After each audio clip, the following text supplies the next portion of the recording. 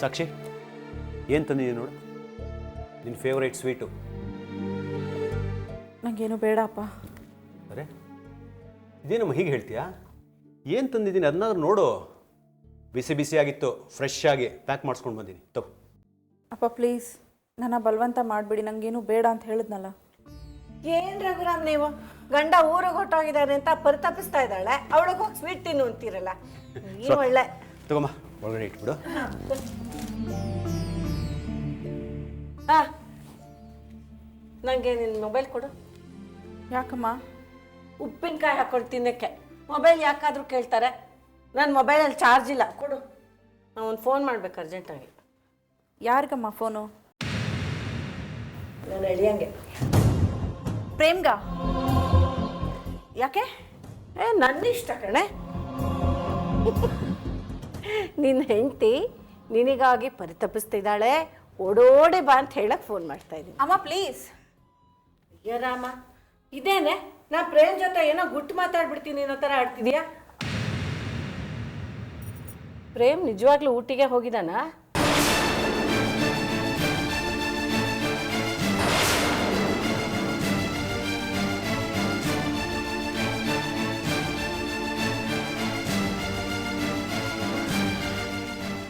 ಅಥವಾ ನೀನೇ ಏನಾದರೂ ಜಗಳ ಆಡಿ ಕಳಿಸ್ಬಿಟ್ಟಿದೀಯೋ? ಯಾಕಮ್ಮ ಏನೇನೋ ಕೇಳ್ತೀಯಾ?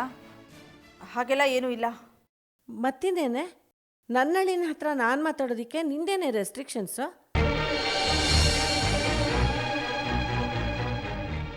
ಜಯಶ್ರೀ, ಪ್ರೇಮ್ ಹತ್ರ ಏನು ಮಾತಾಡೋದಿತ್ತು? ಸರಿ ಹೋಯ್ತು ರಘುರಾಮ್, ಮನೆಗೊಂದು ಪುಟ್ಟ ಪಾಪು ಬರ್ತಿದೆ ಅನ್ನೋದು ನೆನಪಿದೆ ತಾನು ನಿಮಗೆ? ಹೌದು, ನೆನಪಿದೆ. ಅಲ್ಲಿ ಊಟಿನಲ್ಲಿ ಎಷ್ಟು ಮುದ್ದಾಗಿರೋ ಸ್ವೆಟರ್ಸು, ಶಾಲ್ಸು, ಸಾಕ್ಸು ಎಲ್ಲ ಸಿಗುತ್ತೆ ಗೊತ್ತಾ? ಮಗುಗೆ 4 ಸ್ವೆಟರು, ಕುಲಾವಿ ಎಲ್ಲ ತೊಗೊಂಡು ಬಾ ಅಂತ ಹೇಳೋದಿಕ್ಕೆ. ಅಂತೂ ಇಲ್ಲಿಂದಾನೇ ಫೋನಲ್ಲೇ ಊಟಿ ಶಾಪಿಂಗ್ ಎಲ್ಲ ಮುಗಿಸ್ಬಿಡ್ತಾ ಇದೆ ನೀನು. ಇಲ್ಲ ಮತ್ತೆ ನಿಮ್ಮನ್ನು ನಂಬ್ಕೊಳ್ಳಿ. ನೀವಂತೂ ಶಾಪಿಂಗ್ ಅಂದ್ರೇ ಮೂಗು ಮುರಿತೀರಾ. ನನ್ನ ಅಳಿಯಾನೇ ಎಷ್ಟವಾಸಿ, ನಾ ಹೇಳ್ದಾಗೆಲ್ಲ ಕೇಳ್ತಾನೆ. ಸರಿ ಸರಿ ಅಮ್ಮ ಇದೆ, ರಿಂಗ್ ಆಗ್ತಾ ಇದೆ ಇದು.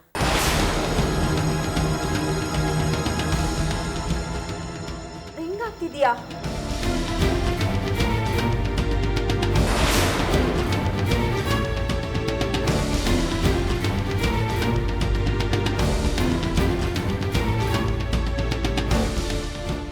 ಪ್ರೇಮ್, ನಾನು ಜಯಶ್ರೀ.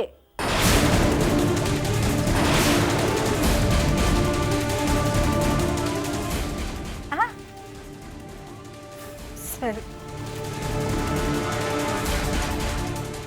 ಏನಾಯ್ತು ಜಯಶ್ರೀ? Wrong number ಹೊಟ್ಟೋಯ್ತು. ಯಾವುದೋ ಪುಟ್ಟ ಮಗು ಫೋನ್ ತಗೊಂತು.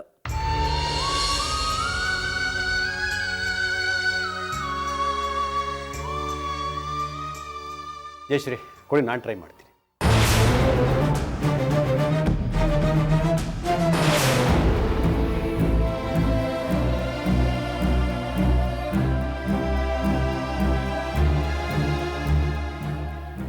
ನಾಟ್ ರೀಚಬಲ್ ಬರ್ತಾ ಇದೆ. ಏನೋ ಸಿಗ್ನಲ್ ಪ್ರಾಬ್ಲಮ್ ಇರಬೇಕು. ಸಾಕ್ಷಿ, ಪ್ರೇಮ್ ಫ್ರೆಂಡ್ಸ್ದು ಯಾರಾದರೂ ನಂಬರ್ ಇದೆಯಾ ನಿನ್ನ ಹತ್ರ? ಇಲ್ಲಮ್ಮ. ಅದು ಯಾವ ಸೀಮೆ ಹೆಂಡ್ತಿನೇ ನೀನು? ಗಂಡ ಊರಿಗೆ ಹೋಗ್ತಿದ್ದಾನೆ ಅಂತಂದರೆ ಅವ್ನು ಯಾವುದಾದ್ರೂ ಕಾಂಟ್ಯಾಕ್ಟ್ ನಂಬರ್ಸ್ ತೆಗೆದಿಟ್ಕೋಬಾರ್ದಿತ್ತ ಅವನ ಹತ್ರ? ಇವಾಗ ನೋಡು, ಅವನೇ ಫೋನ್ ಮಾಡೋ ತನಕ ನಾವು ಕಾಯ್ಬೇಕಾ? ಏನು ನೀನು ಹೇಳ್ತಾ ಇರೋದು? ನಿನ್ನ ಥರ ಅವಳು ಗಂಡನ ಜುಟ್ಟು ಕೈಯಲ್ಲಿ ಹಿಡ್ಕೋಬೇಕು ಅಂತನಾ? ರಘುರಾಮ್, ಮಕ್ಕಳಾದ್ರೆ ನನ್ನನ್ನು ರೇಗಿಸ್ದ ಹೋದ್ರೆ ನಿಮಗೆ ತಿಂದು ಜೀರ್ಣ ಆಗಲ್ವಾ? ಸ್ವಲ್ಪ ಸ್ವಲ್ಪ ಕೋಪ ಮಾಡ್ಕೋಬೇಡ. ಮೊದಲು ನಾನು ಕಾಫಿ ಕೊಟ್ಬಿಡು, ಆಮೇಲೆ ಎಷ್ಟು ಬೇಕಾದ್ರೂ ಕೋಪ ಮಾಡ್ಕೊ. ಈಗ ತಾನು ಬಂದು ಕೂತೆ, ಮೊನ್ನೆ ನೀವು ಅಲ್ಲೇ ಕೊಡ್ತೀವಿ.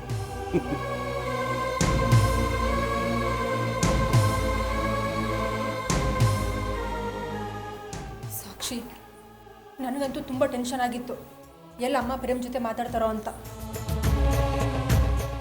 ಪ್ರೇಮ್ ಫೋನ್ ಸಿಕ್ಕಿದ್ದಿದ್ರೆ ನಂಗೆ ಎಷ್ಟೋ ರಿಲೀಫ್ ಆಗಿರೋದು ಸ್ವಾತಿ. ಅಮ್ಮ ಏನು ಮಾತಾಡಿದ್ರೂ ಪರವಾಗಿಲ್ಲ, ಅಟ್ಲೀಸ್ಟ್ ಪ್ರೇಮ್ ಎಲ್ಲಿದ್ದಾರೆ ಅಂತ ಗೊತ್ತಾಗ್ತಿತ್ತು. ಈಗ ನೋಡು, ಫೋನ್ ಕಂಟಿನ್ಯೂಸ್ ಆಗಿ ನಾಟ್ ರೀಚಬಲ್ ಬರ್ತಾ ಇದೆ.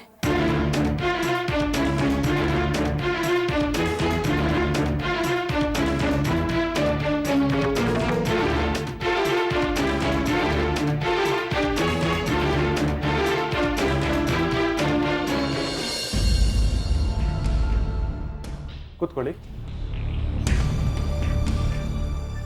ಹೇಳಿ. ಸರ್, ನನ್ನ ಹೆಸರು ಶೋಭಾ ಅಂತ. ನಾನು ಅನಾಥ ಮಕ್ಕಳ ಆಶ್ರಮದಿಂದ ಬರ್ತಾ ಇರೋದು. ನಾನು ಅದರ ಸೆಕ್ರೆಟ್ರಿ. ಸಂತೋಷ. ನಿಮ್ಮ ಹತ್ರ ಮಾತಾಡಬೇಕಿತ್ತು. ಹೇಳಿ. ಸರ್, ನೀವು ಪತ್ರಿಕಾ ರಂಗದಲ್ಲಿ ತುಂಬ ಹೆಸರು ಮಾಡಿದ್ದೀರಾ. ವರ್ತಮಾನ ಪತ್ರಿಕೆಯಲ್ಲೂ ಚಿತ್ರಲೇಖ ಪತ್ರಿಕೆಯಲ್ಲೂ ತುಂಬ ದೊಡ್ಡ ಹೆಸರು ಮಾಡಿದ್ದೀರಾ. ಇದ್ರ ಬಗ್ಗೆ ನಮ್ಮೆಲ್ಲರಿಗೂ ತುಂಬ ಅಭಿಮಾನ ಇದೆ ಸರ್. ಥ್ಯಾಂಕ್ಸ್, ತುಂಬ ಥ್ಯಾಂಕ್ಸ್. ಆದರೆ ಸದ್ಯಕ್ಕೀಗ ನಾನು ನಿರುದ್ಯೋಗಿ. ಇರ್ಬೋದು ಸರ್, ಆದರೆ ನಿಮ್ಮ ಲೇಖನಗಳು ಮತ್ತು ನಿಮ್ಮ ಪತ್ರಿಕೆಗಳು ನಮಗೆಲ್ಲ ಒಂದು ಸ್ಫೂರ್ತಿ. ಥ್ಯಾಂಕ್ಸ್. ನನ್ನಿಂದ ಈಗ ಏನಾಗಬೇಕು? ಏನಿಲ್ಲ ಸರ್, ಅನಾಥ ಮಕ್ಕಳನ್ನ ಜೋಪಾನ ಮಾಡೋದ್ರಲ್ಲಿ ಮೊದಲಿಂದ ನಮ್ಮ ಸಂಸ್ಥೆ ತೊಡಗಿಸ್ಕೊಂಡಿದೆ. ಅನಾಥ ಮಕ್ಕಳಿಗೆ ಪ್ರಪಂಚದ ಅರಿವು ಮೂಡಿಸ್ಬೇಕು ಅನ್ನೋದೇ ನಮ್ಮಿಷ್ಟ. Very good. ನಮ್ಮ ಮಕ್ಕಳಿಗೆ ಪತ್ರಿಕೆ ಬಗ್ಗೆ ಮತ್ತು ಪತ್ರಿಕಾ ಧರ್ಮದ ಬಗ್ಗೆ ನಾಲೆಡ್ಜ್ ತಿಳಿಸ್ಕೊಡ್ಬೇಕು ಅಂತ ತುಂಬ ಆಸೆ ಇದೆ ಸರ್. Very nice. ಸರ್, ನೀವು ಬಂದು ನಮ್ಮ ಮಕ್ಕಳಿಗೆ ಅರ್ಥವಾಗೋ ರೀತಿಯಲ್ಲಿ ಒಂದು ಉಪನ್ಯಾಸ ಕೊಡಬೇಕು. ಅದರಿಂದ ನಮ್ಮ ಮಕ್ಕಳದು ಬುದ್ಧಿಶಕ್ತಿನೂ ಬೆಳೆಯುತ್ತೆ, ಪ್ರಪಂಚನೂ ಗೊತ್ತಾಗುತ್ತೆ. ಶ್ಯೂರ್. ಅದಕ್ಕಿಂತ ಒಳ್ಳೆ ಕೆಲಸ ಇನ್ನೇನಿದೆ? ಸರ್, ನಮ್ಮ ಕಡೆಯಿಂದ ಒಂದು ತಪ್ಪಾಗಿದೆ ಸರ್. ಏನು? ಸರ್, ನೀವು ಬಂದೇ ಬರ್ತೀರಾ ಅನ್ನೋ ನಂಬಿಕೆಯಿಂದ ನಿಮ್ಮ ಪರ್ಮಿಷನ್ ಇಲ್ದಲೇ ಕಾರ್ನಲ್ಲಿ ಹೆಸರು ಹಾಕಿಸ್ಬಿಟ್ಟಿದ್ದೀವಿ. ದಯವಿಟ್ಟು ನೀವು ತಪ್ಪು ತಿಳಿಬಾರ್ದು. ಇಟ್ಸ್ ಓಕೆ, ಪರವಾಗಿಲ್ಲ. ಸರ್, ನೀವು ತಪ್ಪೇ ಬರಬೇಕು. ಮತ್ತು ಫೋನ್ ಟಚಲ್ಲಿ ಸಮೇತ ಇರ್ತೀವಿ. ಮತ್ತು ಆ ಡೇಟ್ ಮರಿಬೇಡಿ ಸರ್. ಫಂಕ್ಷನ್ ಇರೋದು ಮೈಸೂರಿನಲ್ಲಲ್ವಾ? ಹೌದು ಸರ್. ಓಕೆ, ಖಂಡಿತ ಬರ್ತೀನಿ. ನಾವು ಬರ್ತೀವಿ ಸರ್. ನಮಸ್ತೆ ಸರ್. ನಮಸ್ಕಾರ. ನಮಸ್ತೆ ಸರ್.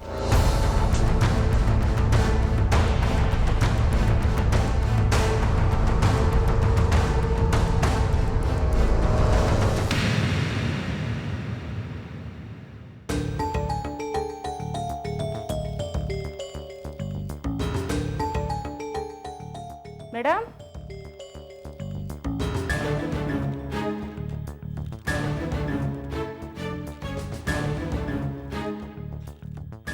ನಮಸ್ತೆ ಮೇಡಮ್. ನಮಸ್ತೆ, ಯಾರು ಬೇಕಾಗಿತ್ತು? ನನ್ನ ಹೆಸರು ಸುಧಾ ಅಂತ. ನಾನು ಪ್ರಬಲೆ ಮಹಿಳಾ ಫೌಂಡೇಶನಿಂದ ಬಂದಿದ್ದೀನಿ. ನಮಗೆ ತೇಜಸ್ವಿನಿ ಮೇಡಮ್ ಬೇಕಾಗಿತ್ತು. ಓ ಹೌದಾ, ಬನ್ನಿ ಕೂತ್ಕೊಳ್ಳಿ, ನಾನು ಕರೀತೀನಿ, ಬನ್ನಿ.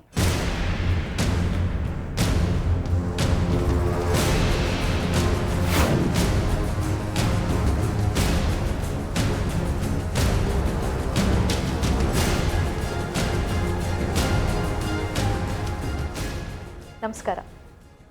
ನಮಸ್ತೆ ಮೇಡಮ್, ಕೂತ್ಕೊಳ್ಳಿ. ಪ್ರಬಲೆ ಮಹಿಳಾ ಫೌಂಡೇಶನ್ನಿಂದ ಬಂದಿದ್ದೀರಾ ಅಂತ ಗೊತ್ತಾಯಿತು. ಏನು ವಿಷಯ? ಮೇಡಮ್, ನಿಮ್ಮ ಲೇಖನಗಳನ್ನು ಚಿತ್ರಲೇಖ, ನ್ಯೂ ಚಿತ್ರಲೇಖ ಪತ್ರಿಕೆಗಳಲ್ಲಿ ನಾವು ಓದಿದ್ದೀವಿ. ನಿಮ್ಮ ಬಗ್ಗೆ ತುಂಬ ಅಭಿಮಾನ ಇಟ್ಕೊಂಡಿದ್ದೀವಿ. Thank you. ಮೇಡಮ್, ನಿಮ್ಮ ಲೇಖನಗಳು ನಮಗೆ ಸ್ಫೂರ್ತಿಯಾಗಿದೆ. ಇಡೀ ನಮ್ಮ ಮಹಿಳಾ ಮಂಡಳಿನೇ ನಿಮ್ಮ ಬಗ್ಗೆ ಹೆಮ್ಮೆ ಪಡ್ತಾ ಇದೆ ಮೇಡಮ್. ನಿಮ್ಮ ವಿಶ್ವಾಸಕ್ಕೆ ನಾನು ಋಣಿ. ಬಂದ ವಿಷಯ ಏನು? ಏನಿಲ್ಲ ಮೇಡಮ್, ಪತ್ರಿಕಾ ರಂಗದಲ್ಲಿ ಇಷ್ಟು ದೊಡ್ಡ ಹೆಸರು ಮಾಡಿದ್ದೀರಿ. 4 ಜನ ಹೆಣ್ಮಕ್ಳಿಗೆ ಸ್ಫೂರ್ತಿಯಾಗಿದ್ದೀರಿ.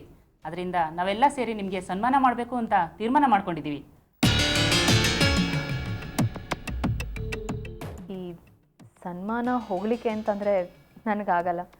ನಾನು ಇನ್ನೂ ಚಿಕ್ಕವಳು, ನಾನು ಏನೂ ಸಾಧನೆ ಮಾಡಿಲ್ಲ. ಸಾಧಿಸ್ಬೇಕಾಗಿರೋದು ತುಂಬ ಇದೆ. ನನಗಿಂತ ಸಾಧನೆ ಮಾಡಿರೋರು ಎಷ್ಟೋ ಜನ ಇದ್ದಾರೆ. ಅವರನ್ನು ಕರೆದು ಸನ್ಮಾನ ಮಾಡಿ. ಇಷ್ಟು ಚಿಕ್ಕ ವಯಸ್ಸಿಗೆ ದೊಡ್ಡ ಸಾಧನೆ ಮಾಡಿರೋ ನಿಮಗೆ ಸನ್ಮಾನ ಮಾಡಬೇಕು ಅಂತ ಅಂದ್ಕೊಂಡಿದ್ದೀವಿ. ದಯವಿಟ್ಟು ಇಲ್ಲ ಅನ್ಬೇಡಿ, ಒಪ್ಕೊಳ್ಳಿ ಮೇಡಮ್. ಕಾಫಿ ತಗೊಳ್ಳಿ.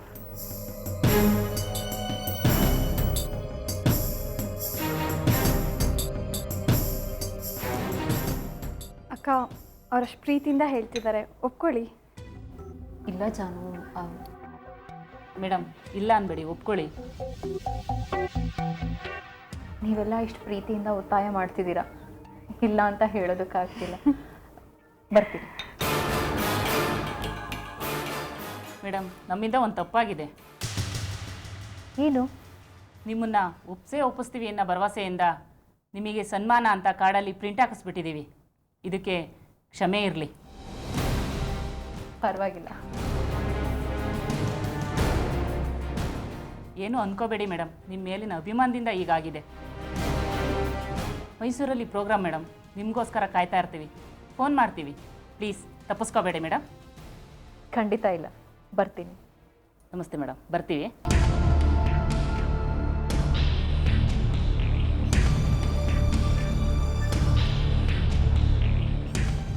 ಬರ್ತೀವಿ ಮೇಡಮ್.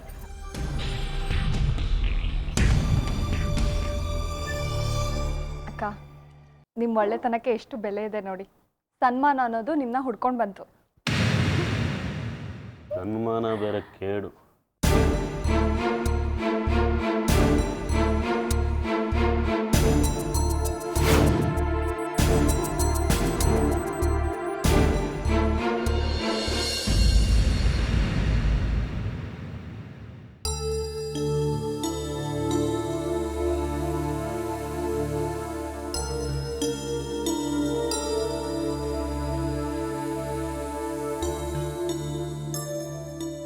ತೇಜು, ನಾನೇ ಬಡಿಸ್ತೀನಿ, ಇದಷ್ಟು ನೀನೇ ತಿನ್ಬೇಕು, ಸರಿನಾ?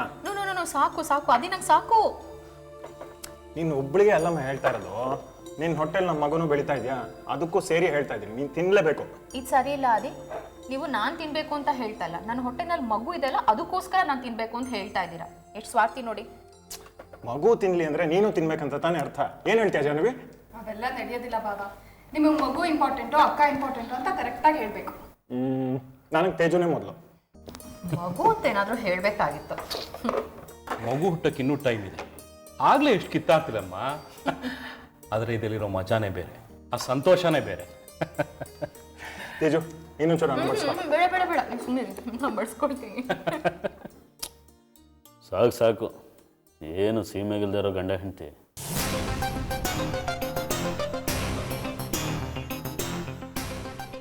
ನಿಮ್ಗೆ ಅಷ್ಟೊಂದು ಪ್ರೀತಿ ಇದ್ರೆ ಬಹಿರಂಗವಾಗಿ ತೋರಿಸ್ಕೊಳ್ಳೋ ಅವಶ್ಯಕತೆ ಇಲ್ಲ. ಏನು ಬೇರೆ ಯಾರು ತಮ್ಮ ಹೆಂಡತಿರನ್ನ ಪ್ರೀತಿಸೋದೇ ಇಲ್ವಾ? ಯಾಕೆ, ಈಗ ನಿನಗಾಗಿದ್ದೇನೋ? ಕೆಟ್ಟದಾಗಿ ಕಾಣುತ್ತೆ.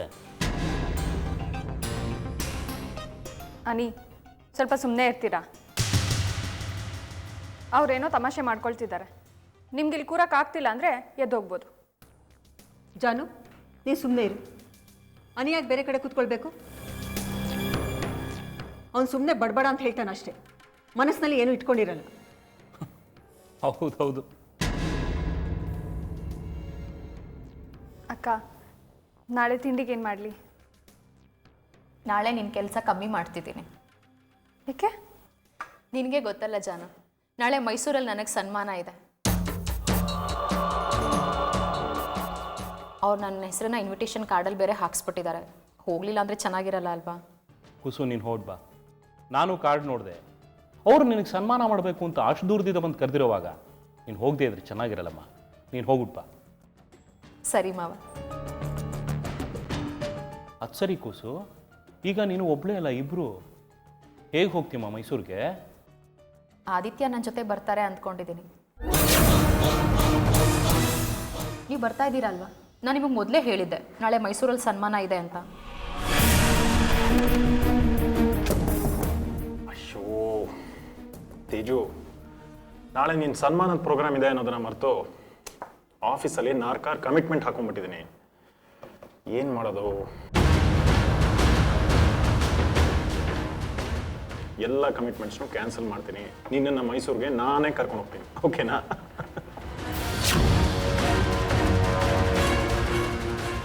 ಥ್ಯಾಂಕ್ಸ್ ಆದಿ, ನಂಗೆ ಗೊತ್ತಿತ್ತು ನೀವು ಬರ್ತೀರಾ ಅಂತ. I am so happy.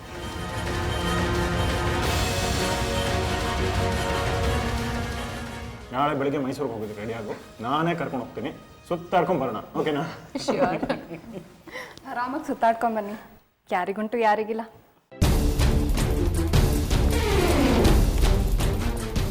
ಇವಳೊಬ್ಬಳೇ ಮೈಸೂರಿಗೆ ಹೋಗ್ತಾಳೆ ಅಂದ್ಕೊಂಡಿದ್ದೆ, ಈಗ ಇವನು ಹೋಗ್ತೀನಿ ಅಂತಿದ್ದಾನೆ. ಇವನು ಹೋದರೆ ನನ್ನ ಪ್ಲ್ಯಾನ್ ಉಂಟಾಗುತ್ತೆ. ಏನು ಮಾಡಲಿ?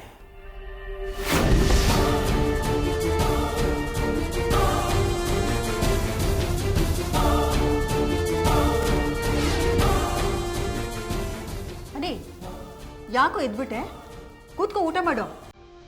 ಯಾಕೋ ಅಡುಗೆ ಚೆನ್ನಾಗಿಲ್ವಾ? ಇಲ್ಲ, ನನಗೆ ಈಗಲೇ ಬೇಡ, ಆಮೇಲೆ ಮಾಡ್ತೀನಿ.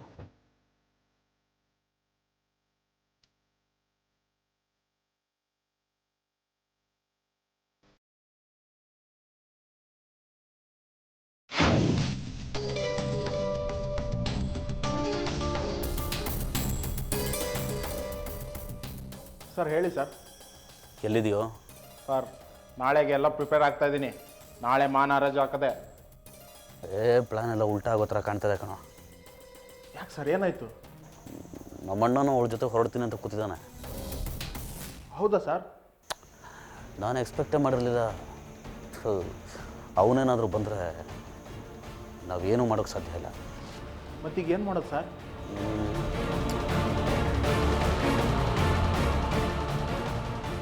ಒಂದು ಕೆಲಸ ಮಾಡು.